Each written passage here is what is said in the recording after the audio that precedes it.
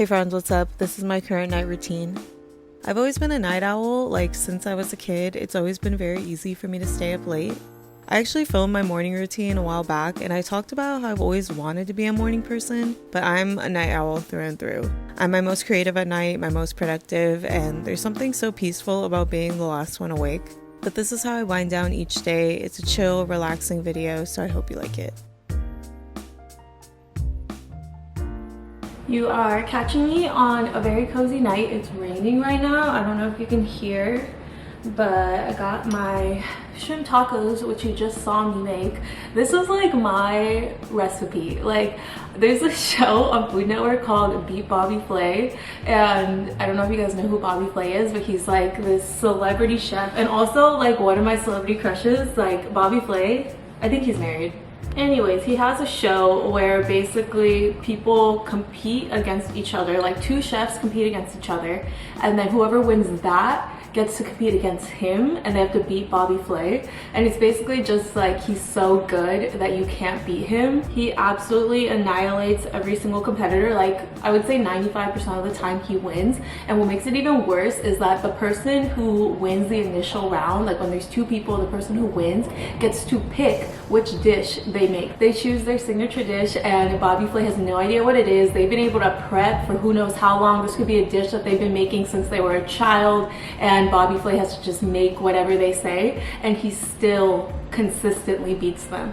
So my point is, if I was on Beat Bobby Flay, my signature dish would be these shrimp tacos. I'm sure Bobby Flay could make a much better shrimp taco than me, but I think these are so good. I've been making them since college. I basically, like, I make my own taco shells because I'm a chef, and then I do some shrimp just with like some all-purpose seasoning type. The star of the show though is my corn salsa. It's like an avocado corn salsa. It's corn, avocado, red onion, and then I just do salt, pepper, and lime. That's it. Super easy. This is like my favorite dinner to make. That's why I decided to do it today for my night routine. I make this all the time.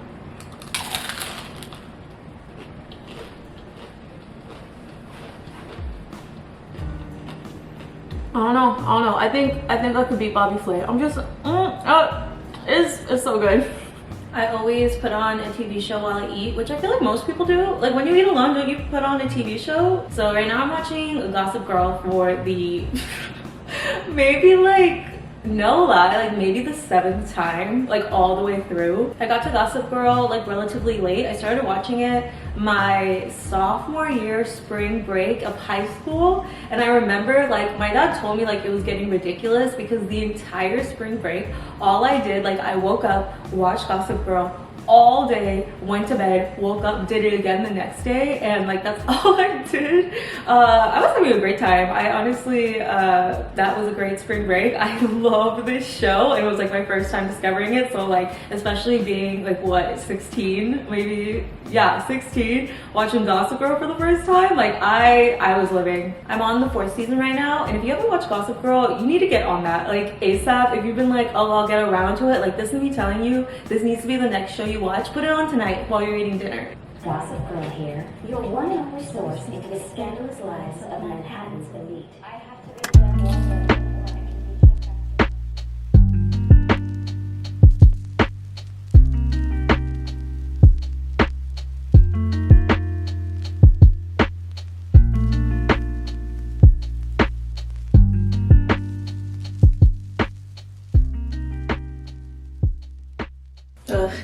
I always thought wet hair is not my look, but whatever. So I'm rocking my skincare. This is like the most not skincare girl skincare routine ever. I really want to be a skincare girl, and I'm not. So I basically just use this Aveeno Positively Radiant Brightening Cleanser. This is, I use in the shower. And then I just do some micellar water on a cotton pad just to get any remnants of makeup off of my face. And then when I'm done with that, I go in with the Dr. Dennis Gross Vitamin C and Lactic Firm and Bright Eye Treatment. So that's just to treat any like discoloration, any like anti-aging, whatever. I'm about to be 25. So I use this. It's like literally a 2-step routine. Oh, I'm lying. I do actually have one more step. I just got this. This is the Merit Beauty Great Skin Instant Glow Serum. So it just makes your skin look extra glowy. So I do a few pumps of that before my moisturizer now. This is not like for you to follow. Like, this is not a skincare routine like my suggestions to you. I don't know skincare whatsoever. I need a lot more education on it. So if you have any recommendations, let me know. And then I let that all sink in for a little bit before I do my moisturizer. So I just brush my teeth.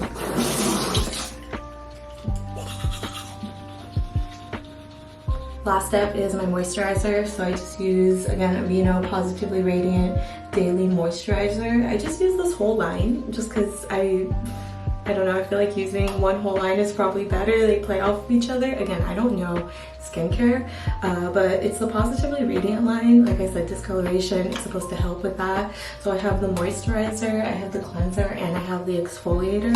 Let me know if I should be using something else, but I just used 2 pumps of this. It has SPF. I feel like that's good. But that's it. This is the skincare routine. So that's what I do every day. All right, I got my PJs on. Please enjoy my Stranger Things shirt. My brother got me this.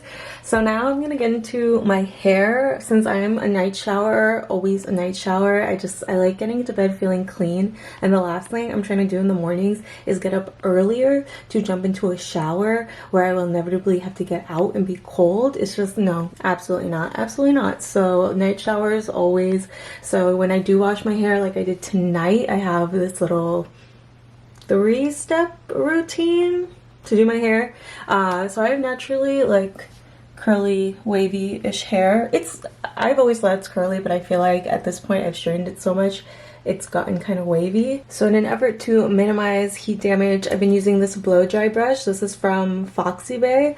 It's kind of like the Revlon one. It is a wannabe Dyson Airwrap because I cannot spend that much money on a Dyson Airwrap. I want to though, I really want to, but I just, what is it, $600? Yeah, no, this was I think $60, fraction of the price, and it does a good job. But I did damage my hair so much last year. I don't know what it was because I've always used a lot of heat on my hair, but for some reason last year it just, my hair wasn't having it. So I have a couple products I put in before I even get into this because it's currently, you know, we're on the mend right now with a lot of breakage and heat damage. So I'll show you those right now.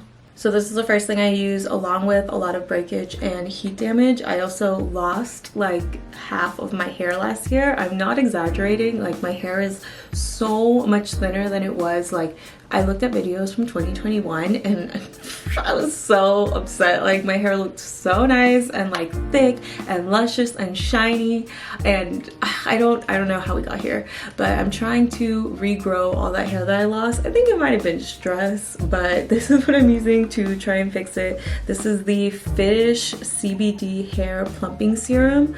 I saw this from a TikToker that I really like. She was saying that she used to do competitive cheerleading and she used to have ponytails that were like super slick back like all the time. So she had some bald spots around her hairline and she said this was the only thing that worked.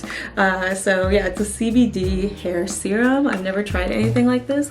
I have seen a difference. I really do think I've seen some growth. I noticed like maybe a few weeks ago now that like when I would lay my head on my pillow, I felt like some little pokies all around my hair, as if like someone with like buzzed hair was like up against my scalp, and I realized I was like little baby hairs growing in. So I actually have seen or like felt a difference in it. I don't think I've seen it just yet because I feel like they're still probably really short.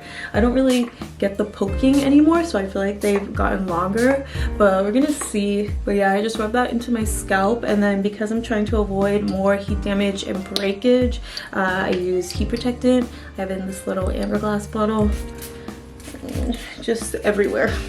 I was not diligent about this most of my life until I lost half my hair and was like, I need to do whatever I can to avoid this happening again. So heat protectant every single time. Almost every single time. I forget sometimes, it's really bad, but I really am trying to be on it because I just, my hair, it deserves better. Alright, night. But then I come and sit in front of my mirror and I use my blow dry brush to blow out my hair. I don't really have a strategy to this. I just kind of run it through as if it's a regular hairbrush, and that will straighten and like dry most of it. And then I'll go in and I'll curl inwards the ends just because I like that look a little bit more. But it takes me like 20 minutes, so let's go ahead and do that.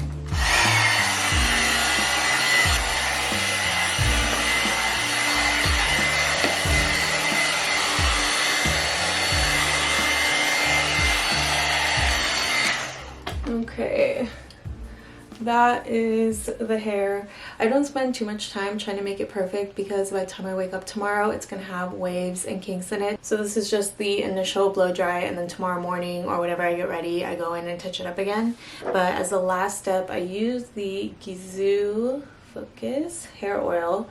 Just a couple drops. I know everyone and their mom uses this. My mom actually gave this to me. A little goes a long way, and I just put that in my ends just to keep them nice and hydrated. My ends get really dry and then my scalp gets really oily. It's a really annoying combination.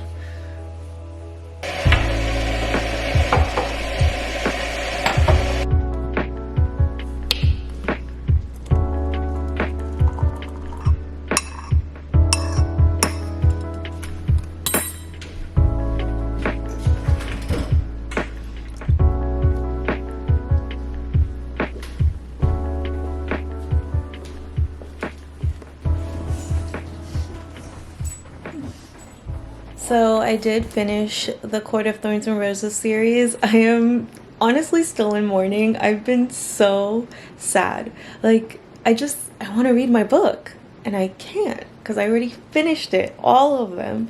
There's 5 books, they're very long, and I still tore through them in like a month. I'm now waiting for the 6th book, but it's probably not coming until like maybe 2024. So for now I'm suffering.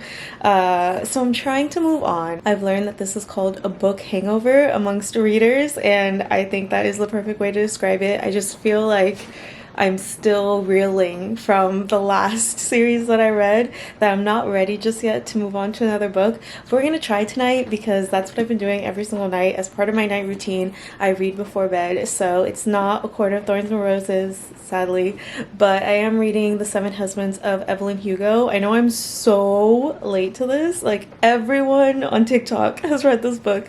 I've heard it's great. I've only heard great things, so I'm excited to get into it. Even though it's not A Court of Thorns and Roses, I'm hoping, you know, because I've heard such good things, this will be a good book to just kind of help me move on from my last series. So this is what we're doing tonight as the final part of my night routine. I'm reading before bed. Okay, second to final part of the night routine, because I do have to tuck Ollie in. This is where he likes to go. This is where he sleeps. He just curls up under there. And that's where he sleeps for the night.